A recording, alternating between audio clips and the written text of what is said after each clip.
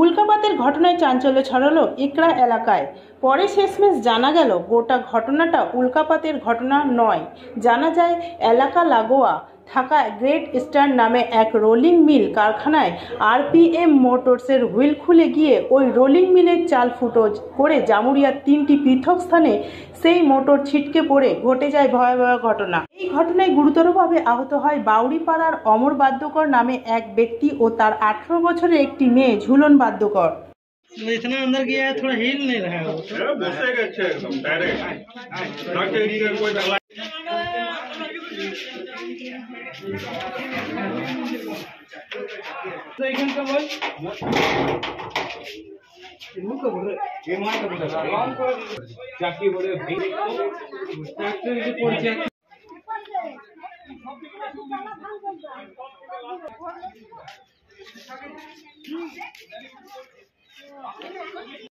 এসেছি দেখছি কি উপর দিকে পুরো ছাতাটা ফেটে উড়ে নিচে বসে গেছে, পুরো একদম ছাদ পাত ভেঙে, তো পাইপ সব মরে গেছে নিচে, পুরো একদম ডাইরেক্ট বসে গেছে।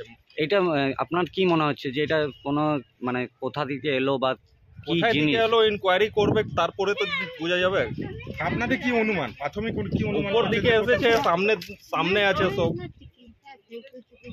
আচ্ছা, তো এতে ক্ষয়ক্ষতি কি আশঙ্কা রয়েছে? ক্ষতি তো বচে গেছে, কেউ ছিল না বাড়িতে, খাবার খেতে বেড়াচ্ছিল বাইরে, খাবার খেতে আগে পড়েছে ওইটা। এটা কটা নাগাদ হয়েছে? তাও কেটার সময় হয়েছে?